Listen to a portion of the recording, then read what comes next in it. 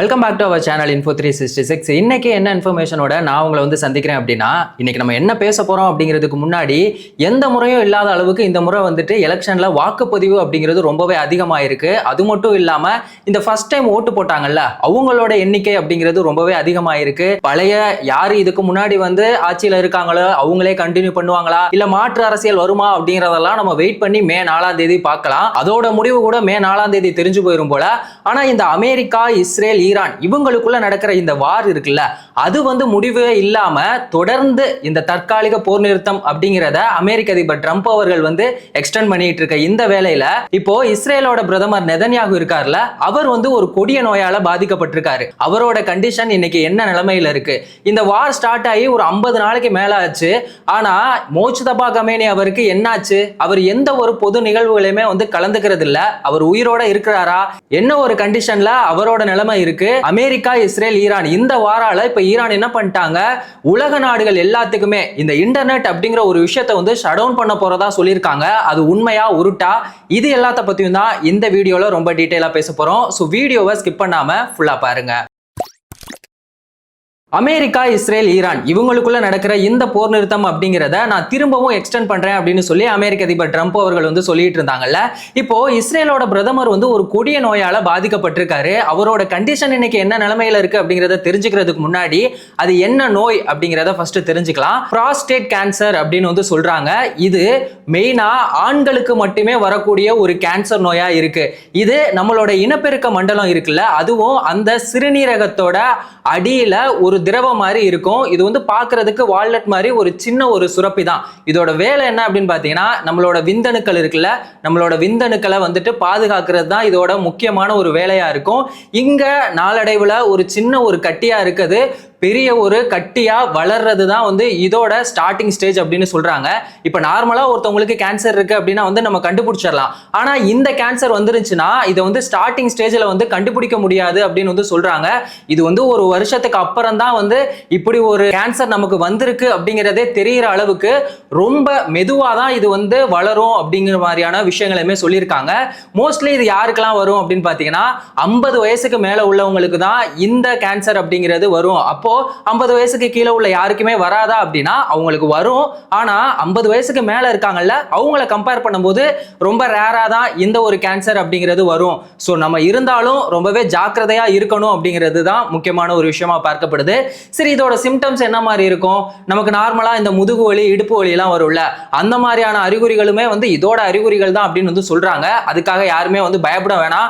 நமக்கு நார்மலா இப்ப முதுகு வலியோ இடுப்பு வலியோ இருந்தா ஐயோ நமக்கும் இந்த புராஸ்டேட் கேன்சர் தான் வந்துருச்சோ அப்படின்னு சொல்லி யாரும் பயப்படாதீங்க. அதோட சிம்டம்ஸ் வந்து இந்த மாதிரி இருக்கு.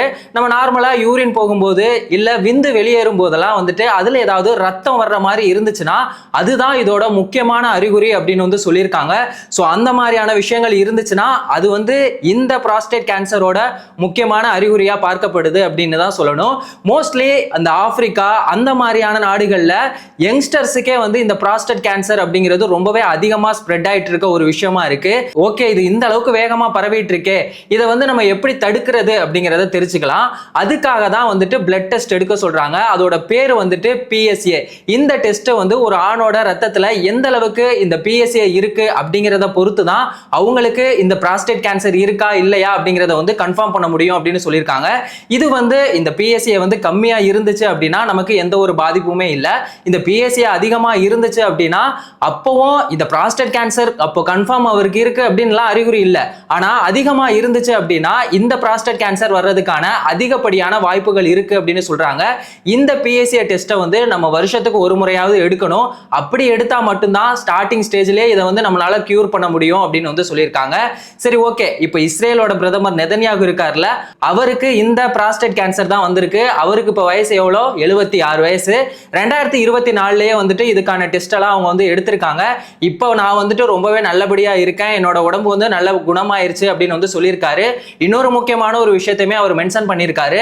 மார்ச் மாதத்துல இஸ்ரேலோட பிரதமர் நெதன்யாகு வந்து இறந்து போனதா ஈரானோட ஊடகம் சைட்ல இருந்து ஒரு வதந்தியை வந்து கிளப்பிட்டு இருந்தாங்க. சோ அதுக்கு நான் முற்றுப்புள்ளி வைக்கிற விதமா தான் இந்த உண்மையை நான் இப்போ வெளியே சொல்லியிருக்கேன் அப்படின்னு சொல்லி இஸ்ரேலோட பிரதமர் நெதன்யாகு அவர்கள் வந்து சொல்லியிருக்காங்க. இது ஒரு பக்கம் இருக்க, இன்னொரு பக்கம் ஈரானோட சுப்ரீம் லீடர் இருக்கார்ல கமேனி, அவரோட பையன் மோஜ்தபா கமேனியை வந்து எங்கேயுமே பார்க்க முடியல. பொது வெளியில அவர் எங்கேயுமே பேசுறது இல்ல. அவர் உயிரோட இருக்காரா இல்லையா அப்படிங்கிற ஒரு கேள்வி வந்து எல்லாருக்குள்ளயுமே கேட்கிறபடியா எல்லாருக்குள்ளயுமே அந்த ஒரு கேள்விதான் வந்து ஓடிட்டு இருந்துச்சு.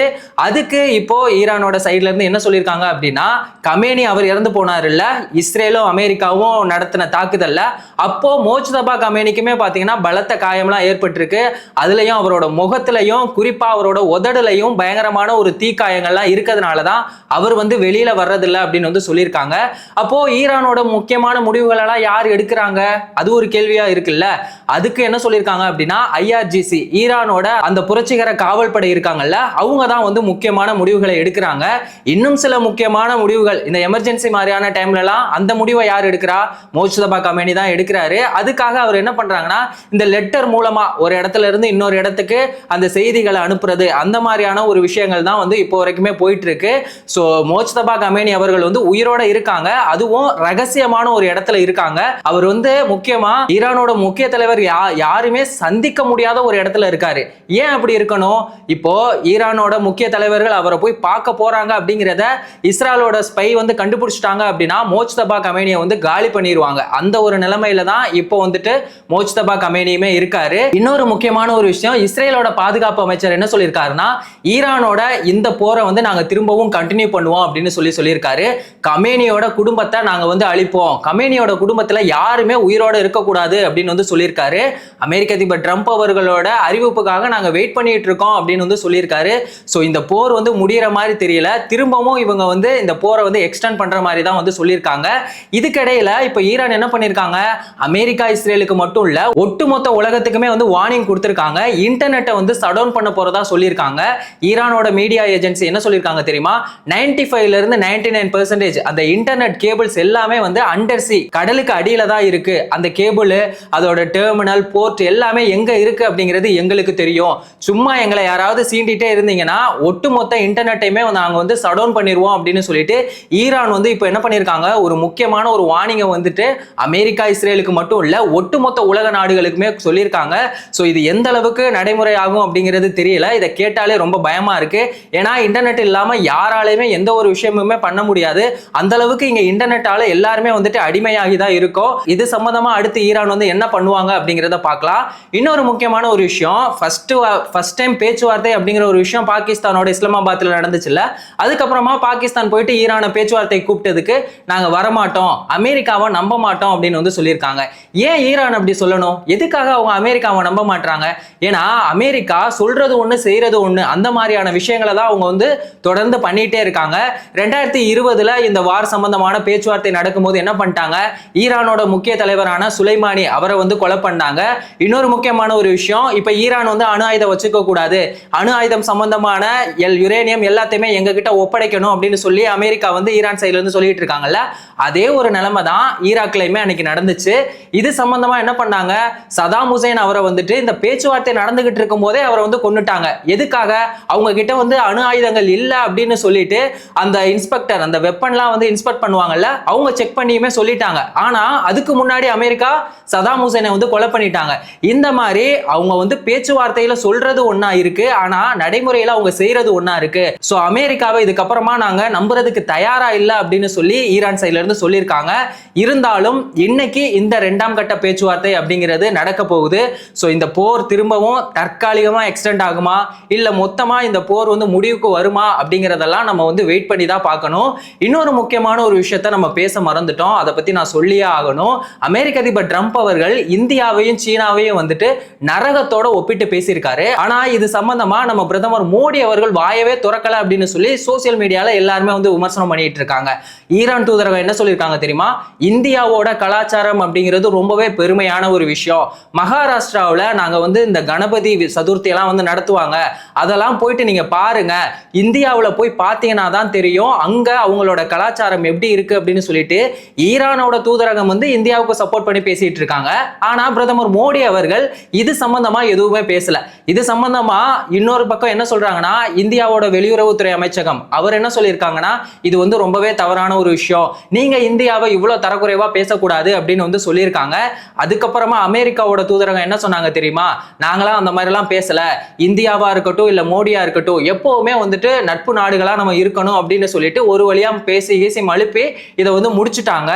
அதாவது இந்தியாவோட வெளியுறவுத்துறை அமைச்சகமே பேசிருச்சு, இதுக்காக டைரக்டா ஏன் போய் மோடி பேசணும் அப்படின்னு சொல்லிட்டு அவங்க வந்து சப்பகற்ற விதமா வந்து பேசிட்டு இருக்காங்க. என்ன இருந்தாலும் இந்தியாவை வந்து ஒரு நரகம் அப்படின்னு அமெரிக்க அதிபர் ட்ரம்ப் அவர்கள் சொன்னதுக்கு மோடி அவர்கள் பேசியிருந்தா அது வந்து கரெக்டா இருந்திருக்கும். ஆனா அவர் இதுவரைக்குமே வாயை திறக்கல. சோ அதை பத்தி நீங்க என்ன நினைக்கிறீங்க?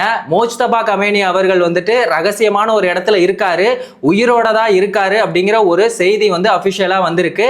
இஸ்ரேலோட பிரதமர் நெதன்யாகு அவருக்கு வந்து புரோஸ்டேட் கேன்சர்ல இருந்து குணமாயிட்டாரு. சோ இத பத்தின உங்க கருத்து என்ன அப்படிங்கறத மறக்காம கமெண்ட் செக்ஷன்ல சொல்லுங்க. நிறைய பேர் வந்து வீடியோ பார்த்துக்கிட்டு இருக்கீங்க, நான் என்ன மாதிரி பேசுறேன், என்ன மாதிரியான விஷயங்கள் எல்லாம் மாத்திக்கணும் அப்படின்னு சொல்லியும் ஒவ்வொரு தடவையுமே கேட்டுக்கிட்டு இருக்கேன். சோ நீங்க அதை வந்துட்டு மறக்காம கமெண்ட் செக்ஷன்ல சொன்னீங்க அப்படின்னா அடுத்து நான் பேசும்போது அந்த தப்பெல்லாம் மாத்திக்கிட்டு இன்னும் உங்களுக்கு தேவைப்படுற நிறைய தகவல்களை என்னால கொடுக்கறதுக்கு அது ரொம்பவே மோட்டிவா இருக்கும். சோ மறக்காம கமெண்ட் செக்ஷன்ல சொல்லுங்க. எந்த ஒரு இன்ஃபர்மேஷனா இருந்தாலும் அதை 10 நிமிஷத்துல தெரிஞ்சுக்கணும் அப்படின்னா நம்ம சேனலை மறக்காம சப்ஸ்கிரைப் பண்ணுங்க, உங்க ஃப்ரெண்ட்ஸுக்கும் ஷேர் பண்ணி சப்போர்ட் பண்ணுங்க. வேறொரு வீடியோல வேறொரு இன்ஃபர்மேஷன்ல திரும்பவும் சந்திக்கலாம்.